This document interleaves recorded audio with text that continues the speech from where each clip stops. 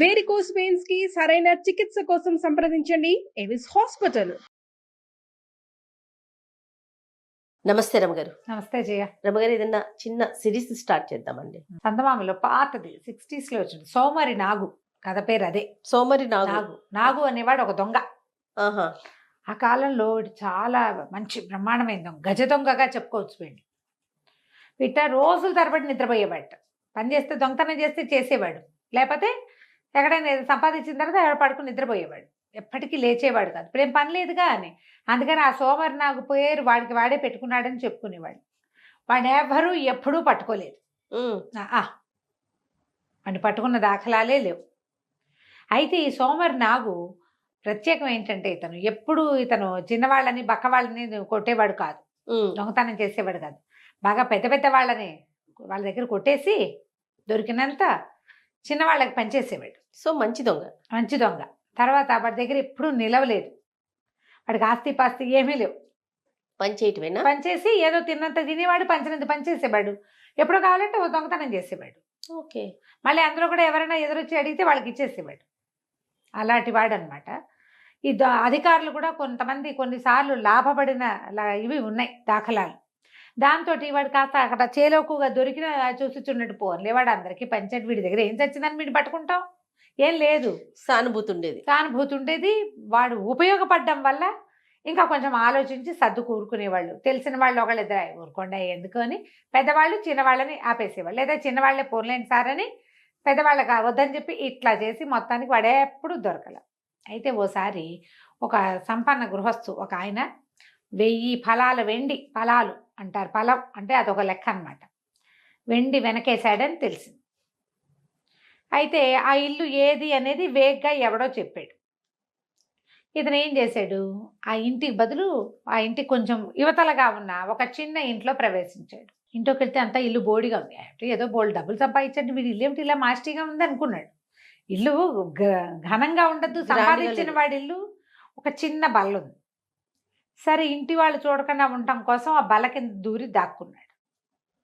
దాక్కునేసరికల్లా కాసేపు అయ్యాక ఓ భార్య భర్త ఇద్దరు వచ్చారు. కంచాలు తెచ్చుకున్నారు, అన్నం పెట్టుకున్నారు, ఏడుస్తూ కూర్చునున్నారు. కంచాలు తెచ్చుకుని అన్నం కూరలు అవి తెచ్చి పెట్టుకున్నారు. వడ్డించుకుని తింటల్లా ఏడుస్తూ ఇంక ఈ దరిద్ర బాధ ఎన్నాళ్ళు పడతాము, చచ్చిపోదాము అనేసరికల్లా పెళ్ళామంది, వద్దు నువ్వు చచ్చిపోవటం ఎందుకు, నన్ను నమ్మేసేయి. ఆ కాలంలో ఆడవాళ్ళని అమ్మేందుకు అవకాశం ఉండేది.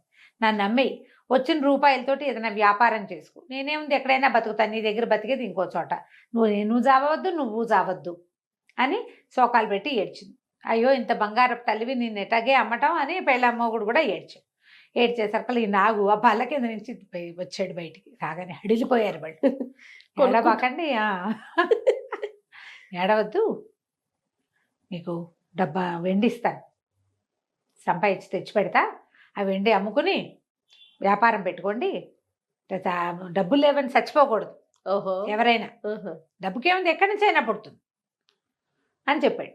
కాసేపు అయిన తర్వాత బయటికి వెళ్ళిపోయాడు అక్కడి నుంచి. వీళ్ళు నిర్ఘాంతపోయి చూస్తూ కూర్చున్నారు. ఎవడో వాడు అర్థం కాల వాళ్ళకి. సడన్ గా బల్ల కింద నుంచి ఒక మనిషి వస్తే భయం ఏదు, మరి వాళ్ళతో అప్రతిభులు అయిపోయి కూర్చుని ఉన్నారు అక్కడ. బయటికి వెళ్ళిపోయాడు. ఎవరింట్లో కొట్టుకొచ్చాడో తెలీదు. ఓ 250 తులాల వెండి ఊరిని తీసుకొచ్చి బకెట్లో పారేసాడు. గుడ్డ మూట పడింది, ఆ గుడ్డ మూటలో వెండి ఉందన్నమాట. ఆ వెండి అమ్ముకుని ఆ చిన్న ఇంటి వాళ్ళు చక్కగా చిన్న వ్యాపారం పెట్టుకున్నారు. ఒక పలక మీద సోమరి నాగు అని రాసి దాన్ని పూజ గదిలో పెట్టుకున్నారు. వాళ్ళు బతుకున్నన్నాళ్ళు ఆ పలకకి పూజ చేశారట. ఆ మనిషిని బొమ్మలు ఫోటోలు దొరకవు మరి, అందుకని సోమరి నాగు అని రాసుకున్నారు అనమాట. అతను దానికి ఒక సిగ్నేచర్ ఉండేది, చిన్న పువ్వు బొమ్మ వేసేవాడు అనమాట. దొంగతనం చేసిన చోట ఇది నాగు పని అని తెలిసేది. అన్ని చోట్ల కాదు, తనని తెలియాలని అనిపించిన చోట చేసేవాడు. అయితే ఓసారి ఏమైందట, ఇతను ఎక్కడికో వెళ్తుంటే ఒక పాత స్నేహితుడు ఎదురొచ్చేట. పాత రోజుల్లో ఆ స్నేహితుడు బాగా డబ్బులు ఉన్నవాడు. ఎప్పుడైనా వీడికి తాగడానికి తినడానికి డబ్బులు ఇచ్చేవాడు, తన పక్కన కూర్చోబెట్టుకునేవాడు విందుల్లో. ఇప్పుడు ఆ స్నేహితుడికి మొత్తం డబ్బులన్నీ పోయినాయి. పరమాధ్వాన్నమైన స్థితిలో దిగనాసి వెళ్ళిపోయినాడు. నాకు ఆశ్చర్యపోయేట, ఇదేమిటి ఇట్ట అయిపోయావు, ఏమైంది నీకంటే, ఏం చేయను, నా ఆస్తంతా పోయింది, వ్యాపారం కుదేలైపోయింది, ఎక్కడ అప్పు పుట్టే పరిస్థితి లేదు అనేసరికల్లా ఈ సోమరి నాగన్నట్ట, అయితే నాతో రా, ఇవాళ నేను ఒక సంపన్న గృహస్థుడింట్లో దొంగతనానికి వెళ్తున్నాను, నాకేది దొరికితే అది నీకు ఇస్తా, నాతో రా అని చెప్పి వెంబడబెట్టు తీసుకుపోయాడు. వాడు దొంగని తెలుసు, కానీ వాడు ఆడిన మాట తప్పడు. ఈ స్నేహితుడు కూడా ఈ నాగు వెనకాల పడిపోయాడు. వీళ్ళిద్దరు వెళ్తే ఏమైంది, అది పెద్ద సంపన్న గృహస్థు, చాలా పెద్ద ఇల్లట. దానికి పెద్ద పెద్దవి 2 రకాల ప్రాకారాలున్నాయి. రెండో యువతలి ప్రాకారం బయట ఈ స్నేహితుడిని ఒక మూల నుంచోబెట్టాడు. నువ్వు ఇక్కడే ఉండు, నేను లోపలికి వెళ్ళొస్తానని వీడు జాగ్రత్తగా గోడలు దాటుకుని లోపలికి వెళ్ళాడు. లోపల పెద్ద గలభ ఎత్తిపోయింది. ఏదో ఎత్తటం ఏమిటి, ఈ ప్రహరీ దగ్గర ఆనుకుని నుంచున్నాడుగా స్నేహితుడు, ఇతని మీద నుంచి దూకినాయట కుక్కలు. అంటే లోపల ప్రాకారం నుంచి బయట ప్రాకారం వైపుకి దూకేసినాయి. కుక్కలు దూకేసరికల్లా ఆయన హడిలిపోయాడు, పరిగెత్తాడు. భయం వేసింది మరి, లోపల నుంచి కుక్కలు వస్తుండేసరికల్లా. ఇతను పరిగెత్తి ఆ అన్ని ప్రాకారాలు ఇది చేసుకుని ఆ రోడ్డు మీదకి వెళ్ళేసరికల్లా ఆ నాగు కూడా కలుసుకున్నాడు ఆయాసపడుతూ. వాళ్ళు మెలకుగానే ఉన్నారబ్బా, బోల్డంత బంగారం ఉంది ఆ ఇంటి నిండా. కరెక్ట్ టైంకి వాడు నిద్రలేచేసాడు, కుక్కను పిలిచేశాడు, కుక్కలు వచ్చేసినాయి, ఏమీ చేయలేకపోయాను, 1 రూపాయి తేకుండా వచ్చాను నేను, నీకు ఏ సహాయము చేయలేను అన్నాడు. అనేసరికల్లా హతాశుడైపోయాట ఆ స్నేహితుడు. నాగు అబద్ధం చెప్పడు, తెచ్చి దాచి నీకు ఇవ్వకపోవటం కాదు, వాడే బగరుస్తున్నాడు. ఆ వాడి మీద, ఈ బయట నుంచిన వాడి మీదకి దూకినాయంటే కుక్కలు, లోపల నుంచిన వాడి పరిస్థితి ఏంటి? అంతేగా, ఎట్టా ప్రాణాలు లెక్కబెట్టుకుని బయటికి తీసుకొచ్చాడు. ఏమీ చేయలేకపోయాడు. చేయలేకపోతే సరేలే, నువ్వు మాత్రం ఏం చేస్తావు, ఇస్తానన్నావు ఇవ్వలేకపోయావు కానీ అని ఆయన దారిని ఆయన పోయాడు. మళ్ళీ కొన్ని రోజులకి ఆ స్నేహితుడు ఎదురుపడ్డాడు. ఆయన ఇంకా అధ్వాన్న స్థితిలోకి వచ్చేసాడు. ఈ నాగు ఆశ్చర్యపోయాడు, అదేమిటి ఇట్టా ఉన్నావు, నీకేం దొరకలేదు అన్నాడు. నాకేం దొరకలేదంటే, అయితే ఇప్పుడు ధనవంతుడి ఇంటికి వెళ్ళారు కదా, ఆయన ఒక అధికారి, చాలా డబ్బు కూడా పెట్టాడు, కుక్కల్ని గిక్కల్ని కూడా పెంచాడు. ఇతను ఏం చెప్పాడంటే, నాగు ఆ అధికారి ఇంట్లో నేను ఒక పెట్టె తీసుకొచ్చాను, బయటికి తీసుకొస్తే మిగిలిన బంగారం అంతా వదిలిపెట్టి వచ్చేసా, కానీ చేత్తో తెచ్చిన పెట్టె వాళ్ళకి దొరకకుండా ఆ అధికారి ఇంటి వాకిట్లో ఉన్న నీటి గుంటలో పడేశా. ఎందుకు గుట్టుచప్పుడు కాకుండా ఊరుకున్నాడో అధికారి మనకు తెలీదు. ఆ పెట్టి గురించి అతను రిపోర్ట్ చేయలే. దొంగ వచ్చాడు, ఇంట్లోకి వచ్చాడు, గొడవ చేశాడు, ఇవన్నీ ఆ బంగారం అంతా ఎత్తాడు, కొంచెం అన్నీ దొరికినాయి అన్నాడు. పెట్టె మాత్రం నీటిలో ఉందన్న విషయం ఎక్కడ చెప్పలా. ఎందుకో గుట్టు చప్పులు కాకుండా, అంటే అది కూడా దొంగ సొమ్ము అయి ఉంటుంది. పద నువ్వు నాతో రా, మళ్ళీ వెళ్దాం, ఆ గుంటలో నుంచి దాన్ని పట్టుకొచ్చేద్దామని చెప్పి అర్ధరాత్రి వేళ స్నేహితుడిని వెంబడి పెట్టుకుని ఆ భవనంలోకి ప్రవేశించి ఆ నీటి గుంటలో నుంచి ఆ బాక్స్ పుచ్చుకొచ్చాడు. బయటికి తెచ్చారు. బాక్స్ నిండా వజ్రాలు, బంగారం. ఒక్క తునక కూడా తీసుకోలేదట నాగు, ఇచ్చేసాడు. మొత్తం స్నేహితుడికి ఇచ్చేసాడు. తునక కూడా తీసుకోకుండా, నువ్వు వ్యాపారం చేసుకో, హాయిగా ఉండు, ఎప్పుడైనా వస్తే భోజనం పెట్టు బాబా అని చెప్పి ఆ బాక్స్ ఇచ్చేసాడు. ఆ స్నేహితుడు కోట్లకి పడగెత్తేట తర్వాత కాలంలో. నాగువన్నీ ఇలా విచిత్రమైన పనులుగా ఉండేవి. అయితే ఒకసారి ఈ నాగు ఒక పెద్ద ఇంట్లో దొంగతనానికి వెళ్ళేట. ఇల్లంతా చూశాడు. వీడు ఒక మూడ్స్ వీడికి. అవన్నీ చూసాక ఏం తెస్తాను నేను, వచ్చేస్తాడు కూడా. వెళ్తే ఏమైంది, బట్టలు పెట్టే ఒక గది ఉందిట, మొత్తం అంతా బట్టలేట దాని నిండా. వీడికి ఆ బట్టలు కొట్టేద్దామనిపించింది. కాకపోతే ఇంతలో ఏమైంది, ఈ బట్టల గదిలోకి వీడు ప్రవేశించి ఆ బట్టలన్నీ చూస్తున్న క్రమంలో బయట నుంచి దాసిది తలుపు గడి పెట్టేసి చూసుకోలే. మామూలుగా బట్టల గది తలిపేసావా అని కేకేశారు. టకీమిన వేసేసి వీడు లోపల ఉండిపోయాడు, బయట గడి పడిపోయింది. వాకిలి తలుపులు అన్నీ వేసేసారు. వాకిలి తలుపులు వేస్తే వీడు లోపల నుంచి గడి తీసుకుని వెళ్ళిపోతాడు. ఏ గదిలో ఉన్నాడో ఆ గదికి గడి పడితే వీడేం చేయాలి? బట్టలు వదిలిపెట్టి వెళ్ళటం ఇష్టం లేదు. ఎట్లా తీసుకెళ్ళాలని బాగా ఆలోచించి వేసుకోగలిగినన్ని బట్టలు వేసుకున్నట్టు ఒకదాని మీద ఒకటి కొన్ని ఇట్లా నడువు కట్టుకున్నాడు. సిల్క్ క్లాత్, చైనాలో అనమాట. ఇది చైనాలో సిల్క్స్ చాలా ఫేమస్ కదా. అక్కడి నుంచి ఏం చేశాడు, తనకు బాగా నచ్చినవన్నీ, అక్కడ దీపం ఒకటి ఉంటే ఆ దీప వెలుగులో చూసి అన్నీ మూట కట్టాడు.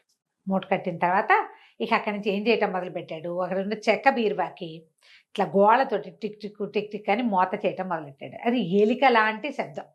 ఓహోహో వచ్చేసరికల్లా ఇంటి యజమానురాలు వీడు పడుకున్న 1 గంట కల్లా దాసి దాన్ని లేవనెత్తేసింది. వసే గదిలోకి ఏమైనా ఎలుక దూరిందో ఏమో, కొంచెం బెదిరించు, బయటకన్నా పోతుంది, బట్టలు కొట్టేస్తుందో ఏమిటో, పిల్లలకి కుట్టించడానికి బోళ్ళు గుడ్డలు తెప్పించాం అని కేకలు పెట్టింది గదిలోంచి.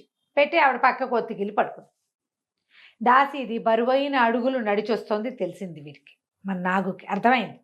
ఆ దాసి ఏం చేసింది, వచ్చి బయట గడి తీసి ఇట్ట దీపం ఎత్తి ఇట్ట చూడబోయేసరికల్లా వీడేం చేశాడు, బట్టలు మూట కట్టాడు కదా, చీకట్లో మొత్తం ఇళ్ళల్లా చీకటి ఉండి ఒక దీపం ఇక్కడ పుచ్చుకున్నాం అనుకో అదంతా మనకేం కనపడదు, చీకట్లో నిదానంగా వెలుతురు నిదానంగా పరుచుకుంటుంది. అవును, అంతే కదా, చీకటి తటుక్కుని వచ్చేస్తుంది. దీపం ఆర్పగానే చీకటి, దీపం వెలిగించంగానే వెంటనే వెలుగు వచ్చేది. స్లోగా ఇల్లంతా కనపడుతుంది మనకి. ఎక్కడ వెలిగించాం ఇక్కడే కనిపిస్తుంది. ఆవిడ ఇట పైకి చూసే లోపల ఈ బట్టల మూటని బయటకి దొర్లించి వీడేం చేశాడు, దాంతోపాటు దొల్లుకుంటూ తను కూడా బయటకు వచ్చేసేసి చెయ్యెత్తి ఆ దాని చేతిలో దీపాన్ని కొట్టేసరికల్లా దీపం పక్క పడిపోగానే కేవు కేవు కేవు కేవుమని అరిచేసరికల్లా పడదోసేసాడు కదా. వెంటనే ఏం చేశాడు, ఈ మూట సంకలో పెట్టుకుని పరిగెత్తుకుంటూ వాకిలి వైపు వెళ్ళి వాకిలి తలుపు గడి తీసేశాడు. ఒక్క దూకులో బయటకు వెళ్ళిపోయాడు. ఇంతలో ఏమైంది, ఈ దీపం పడిపోయిన శబ్దం ఈ దాన్ని కొట్టేసరికల్లా అది దొంగ దొంగ దొంగ దొంగ అని అరిచింది. దీపం లేదు. ఇంటి యజమాని కూతురు కొడుకు మొగుడు మొత్తం గుంపంతా పరిగెత్తుకొచ్చారు. యజమాని దగ్గర ఇంత చేపాటి కర్ర ఉందిట. ఆయన ఏం చేశాడు, ఆ చీకట్లో చెవులు మూసుకుని అరుస్తున్న దాన్ని చిత కొట్టేశాడు. అది పెట్టిన గావు కేకలకి ఇంటిల్లిపాది ఇదెందుకు అరుస్తోంది, వాడిని కొడుతుంటే వీళ్ళకి అర్థం కాల. ఇంకొకటి 2 దీపాలు పుచ్చుకుని వచ్చేసరికి తీరా చూస్తే చిత కొట్టింది ఎవరిని, దాసిని. లోపలికి వెళ్ళి చూస్తే ఏముంది, అరలో ఉండాల్సిన కొత్త బట్టలు ఏం లేవు. అయ్యగారు వేసుకుని 7-8 జతల బట్టలు లేవు. ఎలుక అసలు లేనే లేదు అక్కడ. దీపం పక్కకు పడిపోవటంతో దాసీదే దొంగ అయిపోయింది. లవో దీపం. ఇంకేం చేస్తారు, బట్టలు పోయినాయి అని ఇస్తే ఈ బట్టలు ఎవరి దగ్గర ఉంటాయి, ఇలాంటి బట్టలే చాలా మంది దగ్గర ఉంటాయి. ఇక రిపోర్ట్ లేదు, ఏమీ లేదు, మాట్లాడకుండా ఊరుకున్నారు.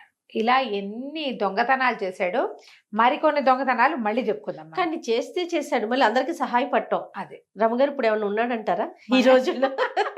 ఎక్కడైనా కనపడితే ఒకసారి పంపించండి రమగారు నా దగ్గర. నువ్వేం చేస్తావు, చక్కగా మంచిగా భోజనం పెట్టి నాకేం కావాలో అది చేయించుకుంటాను. నమస్తే రమగారు. నమస్తే రమగారు. నమస్తే జయ. రమగారు సోమరి నాగు బలి దొంగ అండి. ఒకసారట ఒక వర్తకుడు బట్టలు ఇంట్లో నుంచి తెచ్చేసుకున్నాడు. ఓ వర్తకుడు ఒక వ్యాపారస్తుడు అంటే పెద్ద షాప్ అయినా బయట నుంచి సిల్క్ వస్త్రాలు తేవడానికి ఒక ప్రయాణాలు చేసే వర్తకుడికి పెద్ద ఎత్తున బయానా ఇచ్చేట. బోల్డ్ డబ్బు ఒకేసారి బయానా ఇచ్చాడు. వీడు వెళ్ళి సిల్క్ పట్టుకొస్తాడనమాట ఇక్కడ వాళ్ళ కోసం.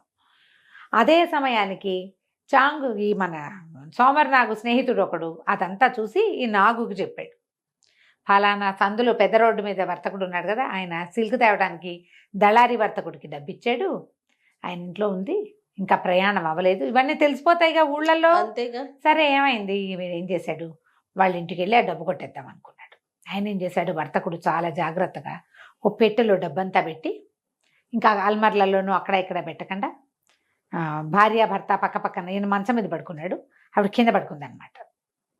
వీళ్ళని దాటి రావద్దు, మనుషులు మన మీద నుంచి దాటితే తెలిసిపోతుంది కదా, అందుకని దొంగలు పడతారని తను యువతల వైపు పడుకుని గోడ వైపుకి ఇది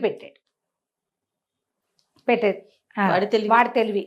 అక్కడి నుంచి ఏమైంది, మన నాగ్గారు అటు ఇటు చూసి రాత్రి వాళ్ళ ఇంట్లోకి ప్రవేశించి ఏం చేశాడు, ఆవిడ తలాపికి నిలబడి మంచం మీద ఒక కాలేసి కొంచెం ఇట్లా ముందు కొంగి, ఇప్పుడు మనం ఇలా వంగే బదులు ఒక కాలేసి వంగామనుకో ఎత్తు మీదకి ఈజీగా ఉంటుంది కదా. సరే ఏం చేశాడు, మంచం అంచు మీదకి కాలేసి ఇట్లా ముందు కొంగి పెట్టె తీయబోతే అప్పుడే భార్య అటు నుంచి ఇటు తిరుగుతుంటే ఆవిడికి మంచం మీద ఏదో ఉందనిపించి గట్టిగా పట్టుకుంది. నాగు కాలు పట్టేసుకుంది. దొంగ దొంగ దొంగ దొంగ కాలు పట్టుకున్నాను కేకలు పెట్టింది. ఈ లోపల ఈ నాగేం చేశాడు, ఈ కొంచెం ముందుకు వంగున్నాడుగా, ఇంకొంచెం సాచి ఆ ఈ వర్తకుడు పడుకున్న వాడి కాలు మీద గిల్లేసరికి వాళ్ళ కేవ్వమని, అమ్మోయ్ చంపేశావే దొంగ ఉండ ఇంత గట్టిగా అని కేకలు పెట్టాడు మొగుడు. ఈవిడేం చేస్తుంది, ఇదేమిటి నేను గిల్లుతున్నాను అంటున్నాడని చటుకులు పట్టుకుని కాలు వదిలేసింది. ఆ కేక ఎక్కడి నుంచి వినపడుతోంది, సరిగ్గా ఇతను కాలు ఎక్కడ పట్టుకున్నాడో అక్కడి నుంచి, మరి ఆయన మొహం అక్కడ ఉంది. ఆవిడ వదిలేయటం ఏమిటి, ఈయన ఒక కంగలో ఆ డబ్బు పెట్టె తీసేశాడు, వెనకెళ్ళిపోయేసరికల్లా వెళ్ళిపోయాడు దొంగ వెళ్ళిపోవటం అంటే నా కాలు ఇంకా మండిపోతుంది, దొంగ మొహం దానా అంత గట్టిగా గిల్లేసేవు అన్నాడు. అనేసరికి నేను గిల్లింది ఎక్కడా, నేను పట్టుకున్నది దొంగనే, కావాలంటే దీపం వెలిగిద్దాం పట్టు అని ఇద్దరు లేచెళ్ళి అవతల గదులు ఇంత చిన్నది పెట్టుకున్నారు వాళ్ళు. ఆ దీపం వెలిగించుకుని తెచ్చుకునేసరికల్లా ఏముంది, డబ్బు పెట్టలేదు, పెట్టి కాస్త పోయింది. ఈయన కాలు మీద గిల్లిన గుర్తు మాత్రం ఉంది. ఇలా దీపం పోయింది. ఇక చేసేది ఏముంది, ఈ పట్టుకుపోయిన నాగు వాళ్ళకి వీళ్ళకి అందరికీ సమర్పయామి చేశాడు. ఓ అయితే ఏమైందట, ఆ ఊళ్ళో చాంగ్ అని ఒక మంచి సైనికాధికారి ఉన్నాడు. ఓసారి ఓ బజార్లో ఆయన ఎదురుపడ్డారు, మన నాగును చాంగు. ఆ కొట్ట ఆయన అయితేనేనండి నాగంటేనని పరిచయం చేశాడు. పరిచయం చేసి ఏమిటో నువ్వు మంచి దొంగ ఒకటి కదా అన్నాడు. దొంగననేటా చెప్తారండి, నన్ను ఎవరు దొంగ పేరుతో పట్టుకోలే ఇప్పటిదాకా, నన్ను పట్టుకోలేదు కదా నన్ను ఎవరు అనేసరికల్లా ఆయనకి నవ్వొచ్చి నువ్వు భలేవాడిపోయి నువ్వు చేసిన కొన్ని దొంగతనాలు వింటే ఆశ్చర్యంగా ఉంటుంది. అంటే అసలు మీకు తెలియనివి బోల్డ్ జరిగాయండి, మీరు విననివి బోల్డ్ జరిగినాయి. వాళ్ళు కిక్కురు మనకంటే ఊరుకుంటారు, ఎందుకంటే వాళ్ళు దొంగలే కాబట్టి అన్నాడు. అంటే సరే ఇద్దరు నడుచుకుంటూ వస్తున్నారు వాళ్ళ ఇంటి ఈ కొట్టు బజార్ నుంచి చాంగ్ గారి ఇంటి వైపుకి. అయితే ఏమైంది, చాంగ్ అన్నాడు, సరే నీ దొంగతనాలు నాకు కొన్ని తెలుసు, నాకు నిన్ను పట్టుకోవాలని ఉంది, ఓ పని చేద్దాం, నీ సమయస్ఫూర్తి నీ తెలివితేటలు చూపించు. ఇదిగో చిలక, మా ఇంట్లో చిలక ఉంది, ఆ చిలకను కొట్టేయి చూస్తా నీ వల్ల అయితే. చిలకను కనుక నువ్వు సమయస్ఫూర్తితో కొట్టేస్తే ఇప్పటిదాకా నువ్వు చేసిన దొంగతనాలన్నీ నీ తెలివికి నీరాజనం కింద నేను వదిలేస్తా. చిలకను నువ్వు తీసుకెళ్ళకపోతే నువ్వు స్వచ్ఛందంగా ఒప్పుకోవాలి, నాకు లొంగిపోవాలి, నేనే దొంగని నేనే చేశానని ఒప్పుకోవాలన్నాడు. చాంగ్ అన్నాడు, అటాగేనండి, మీరంత సరదా పడితే నేను ఎందుకు కాదంటాను, పైగా నా మీదున్న దొంగతనం అభియోగాలన్నీ పోతాయంటే నాకు సంతోషమే కాదు అన్నాడు. సరే ఈయన ఏం చేశాడు, లోపల గదిలో తగిలి చుట్టూ ఒక పంజరంలో వాళ్ళ ఇంట్లో చిలక, ఆ పంజరాన్ని తెచ్చి హాల్లో మొగదల మీద తగిలిచ్చి ఇద్దరు సైనికులు పెంచాడు. తెల్లవార్లు మెలకుగా ఉండి కూర్చోండి దీని దగ్గర, కంటి రెప్పేస్తే ఒప్పుకోను, చిలకని ఎవడూ తీసుకెళ్ళకూడదు అని చెప్పి లోపలికి వెళ్ళి గదిలో పడుకున్నాడు. ఆయన కొంచెం ముసలివాడు, కొంచెం వంగి నడుస్తాడు. సరే ఏమైంది, కొంచెం 12 గంటలు అయ్యేసరికి మన నాగు ఆ ఇంట్లోకి ప్రవేశించి చూస్తే ఏముంది, ఇద్దరు సైనికులు కర్రలు పుచ్చుకుని దానికేసి చూస్తున్నారు. ఎట్లా తీసుకెళ్తాం, సరే ఇతను ఏం చేశాడు, వెనకాల వైపు వసారాల్లో నుంచి వెనక గదులన్నీ తిరిగి చూశాడు. ఓ గదిలో చాంగ్ గారు ఆఫీస్కి వెళ్ళేటప్పుడు వేసుకునే బట్టలు ఉన్నాయి, ఒక టోపీ, ఓ పెద్ద ఓవర్ కోటు, అప్పుడు కొంచెం చలికాలంగా ఉంది కాబట్టి ఒక మఫ్లరు, కొన్ని మఫ్లర్లు తగిలించున్నాయి. మనకి ఇంకా సమయం ఉందని హాయిగా ఏం చేశాడు, అక్కడ చిన్న మడత మంచాలు లాంటిది ఉంటే అది వేసుకుని పడుకుని నిద్రపోయాడు. గంట లెక్క పెట్టుకుని గంటకు లేవాలని అనుకుని గంటన్నర పడుకుని నిద్రపోయాడు. మన పని వాళ్ళు వీళ్ళిద్దరు ఉన్నారు కదా, వీళ్ళ కళ్ళలో ఒత్తులేసి దానికేసే చూస్తున్నారు.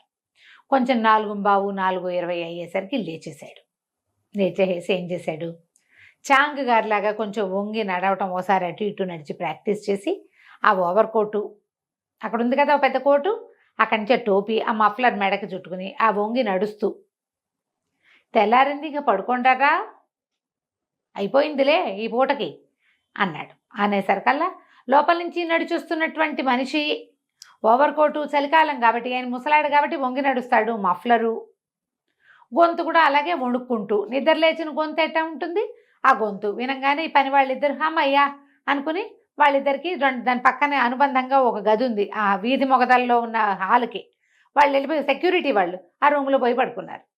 ఈయన చక్కగా పైన ఉన్న చిలకను తీసుకుని నడుచుకుంటూ ఇంటికి వెళ్ళిపోయాడు. సూపర్.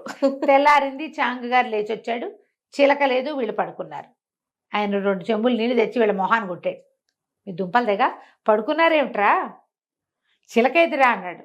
చిలక 5 దాకా ఉందండి, ఏమైపోయింది అన్నాడు. మీరే కదండి పడుకోమన్నారంట, నేను పడుకోవడం ఏంటి, నా దయ్యాన్ని చూసారేమిట్రా మీరు అని ఆయన తిట్టాడు.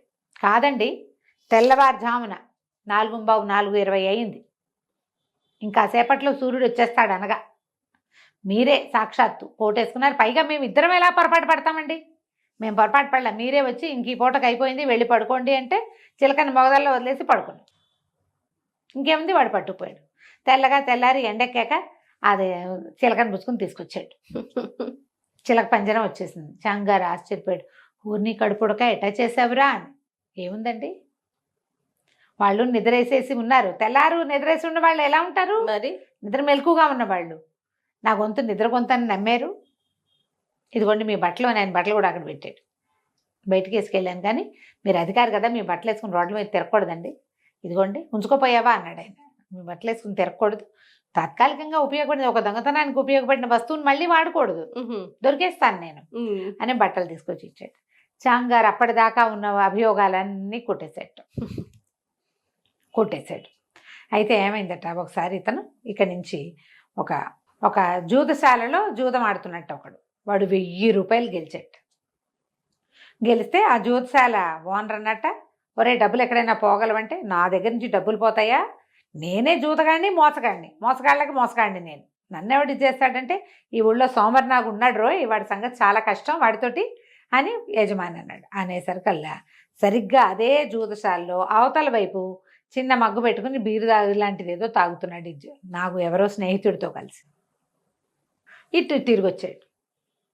వచ్చావా అన్నాడు. ఈడు వచ్చావా, మాటల్లో ఉండగానే వచ్చావు, ఇదిగో నేను 1000 రూపాయలు కొట్టేశా, నేను మా ఆవిడ ఇంట్లో ఉంటాం, 1000 రూపాయలు కొట్టే చూద్దాం నీ వశమైతే. నువ్వు కొట్టేస్తే, నువ్వు కనుక కొట్టేసావంటే నేను నీకు విందిస్తా, సాయంత్రం పార్టీ ఇస్తా, నువ్వు కొట్టేయలేకపోతే నువ్వు నాకు పార్టీ ఇవ్వాలి, బాగుంది అని మాట్లాడుకున్నారు. నాగన్నాడు అట్లాగే మీ ఇష్టం చేస్తాను అని చెప్పాడు. సరే ఏమైంది, వాడు ఇంటికి వెళ్ళిపోయాడు జూదగాడు.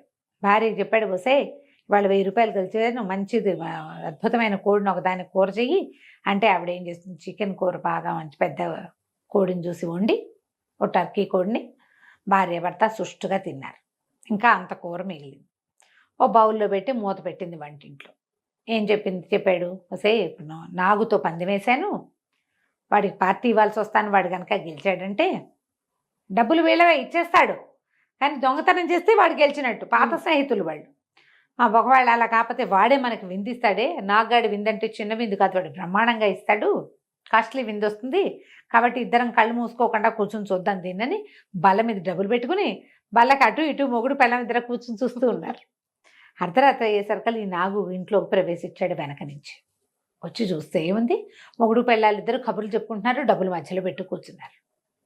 ఏం చేశాడు, సరే ఇలా ఉందా అని లోపలికి వెళ్ళి చిన్న ఉడత కొరుకుతున్న శబ్దాలు లాంటివి చేశాడు. చేయంగానే ఈవిడేమనుకుంది, అయ్య బాబోయ్ మిగిలిన కోడి కూరని పిల్లి మొహంది తినేస్తున్నట్టుంది, పొట్టను పెట్టుకుంటుందేమో, రేపొద్దున్న రొట్టెల్లోకి ఉంటుంది అనుకున్నాను అని ఈవిడ పరిగే ఎత్తుకుంటూ వంటింట్లోకి వెళ్ళి. ఇదేం చేశాడు, ఆ శబ్దం మానేసి నాగు బయటికి వెళ్ళి పక్కన అక్కడ వాళ్ళకి నుయ్యి ఉందిట పెరట్లో, ఓ బండరా ఎత్తి నూతిలో విసిరేశాడు. నూతిలో విసిరేసరికల్లా ఈ మొగుడు అనుకున్నాడు, అయ్యో దీని దుంపదేగా పిల్లి వెనకాల పడి నూతిలో పడిందా ఏమిటా నా పెళ్ళామని వాడు లేచి నూతి దగ్గరికి వెళ్ళాడు. ఈ నాగు రెండో పక్క నుంచి వచ్చేసి బల్ల మీద ఉన్న డబ్బులు ఏముంది బల్ల మీద సింపుల్ తీసుకుపోయాడు. పెళ్ళాము మొగుడు ఇద్దరు ఒకేసారి మధ్య గదిలోకి వచ్చారు, పడక గదిలోకి డబ్బులు లేవు. కంటి ముంద డబ్బులు ఆగేశాడే వీడి దుంపదేగా. చూస్తూ ఉండగా ఆవిడ పిల్లి కోసం వెళ్ళింది, వెంటనే వెనక్కి ఏమొస్తుంది, కోడికూరలో మూతి పెట్టిందో లేదో చూసుకుని దాన్ని ఇంకో సెక్యూర్డ్గా పెట్టాలా, 2 నిమిషాలు పడుతుందా, ఇక్కడి నుంచి లేచి పెరట్లోకి వెళ్ళిన మగవాడు మళ్ళీ పెరట్లోంచి లోపలికి రావాలా, అది మొత్తం కలిపి ఆల్ టుగెదర్ 3 minutes అవుట్, 3 నిమిషాల్లో లాగేశాడు బయటికి. మర్నాడు పొద్దునేమైంది, వీడు మళ్ళీ జూత్సాలకి వెళ్ళాడు. వెళ్ళంగానే నాగొచ్చాడు అక్కడికి, ఇదిగో నేను 1000 పారేశాక ఇద్దరు కలిసి పార్టీ చేసుకున్నారు. మంచి వింది వాళ్ళు నాకంటే ఏవో కూరలు నారలు తెప్పించాడు, తాగుడు తెప్పించాడు. ఇద్దరు పగలబడి నవ్వుకుంటూ ఎలా వాళ్ళ ఆవిడ పరిగెత్తిందో, ఎలా వరే నువ్వు ఎలా చేసావురా, ఉడత తినే శబ్దం, పిల్లి చికెన్ తింటున్న శబ్దం అంటే ఉడత టిక్ టిక్ టిక్ అని శబ్దం చేస్తుందిగా అది, అలా చేసుకుని నవ్వుకుంటుంటే పానశాల వాళ్ళంతా విన్నాడు. వింది ఏమన్నాడు, ఏమిటి నువ్వు అంత కొట్టేయగలవా, ఊరికే పేరు అనుకున్నాను, నిజమేనా అంటే అక్షరాల నిజమన్నాడు. సరే అయితే అని ఒక పానపాత్ర, ఇది చాలా ఖరీదైంది, ఈ బల్ల మీద పెడతా, నేను దాన్ని ఎదురుగుండానే కూర్చుంటా, నువ్వు ఎట్లా కొట్టేస్తావో కొట్టేయమన్నాడు. ఎలా పానపాత్రని మనవాడు సోమవారి నాకు కొట్టేశాడో మనం వచ్చే భాగంలో తెలుసుకుందాం. తప్పకుండా అండి. నమస్తే. నమస్తే.